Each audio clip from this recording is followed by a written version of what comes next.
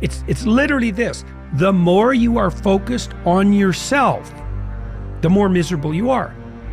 It's as simple as that. But that's society now these days. We're very... I know. Well, and we're and there are terrible forces pushing us in that direction, you know. Like I could attribute this to the idiocies of a degenerate Protestant liberalism driven by postmodernism.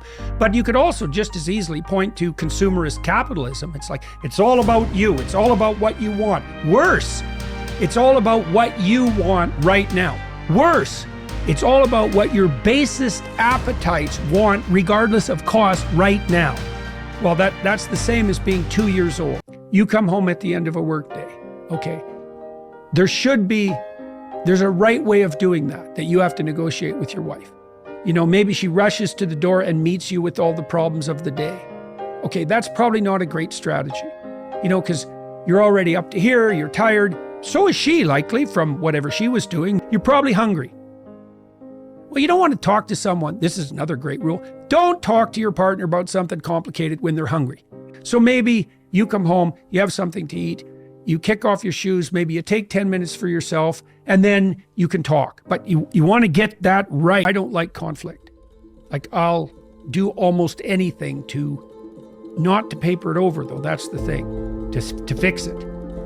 But the reason that I'll engage in conflict is because I know, it isn't a theory, I know that conflict delayed is conflict multiplied.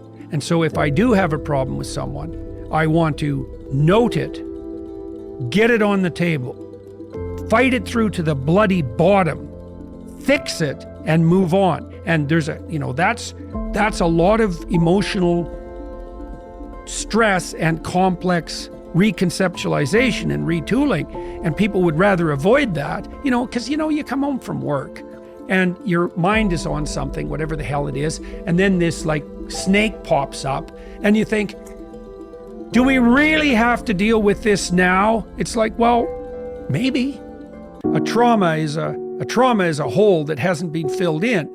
And so maybe if you had a trauma when you were 4, you hit a wall and you couldn't resolve the trauma, that's no different than not maturing in relationship to that problem. Now then you might encounter a situation where that's reminiscent of that. So for example, someone might say, I had a problem with my boss. I have a recurring problem with my boss. And so you listen and he says, that reminds me exactly of what my father did when in this situation when I was a kid. And so the reason the person is reacting to their boss in a negative way is because they're using the same conceptual structure that they used to construe their father when they were 4. One of the most effective things you can do to help people is to listen. And there are technologies of listening. And so the first one is, don't assume that either you or the person who's talking knows what the problem is. Once you have the problem specified, you've solved like 95% of the problem. That diagnostic move is really hard. And then you can start negotiating problem solution. And but you can develop the patience to do that once you understand that initial act of listening is in itself the most helpful thing you can do. If you want to know something about yourself, sit on your bed one night and say, what's one thing I'm doing wrong, that I know I'm doing wrong, that I could fix, that I would fix? You meditate on that, you'll get an answer. And it won't be one you want, but it'll be the necessary one. And so your partner has to be all in. That's why you have a marriage vow. Because the marriage vow is basically this. This is the vow. No matter what you tell me, I won't run away. And that's a bitch of a vow, man.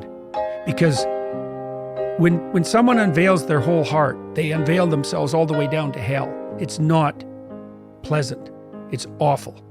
And so they need to know that you will not run away. And that's a vow, because what do you know? Every day I have is so interesting that it's almost unbearable.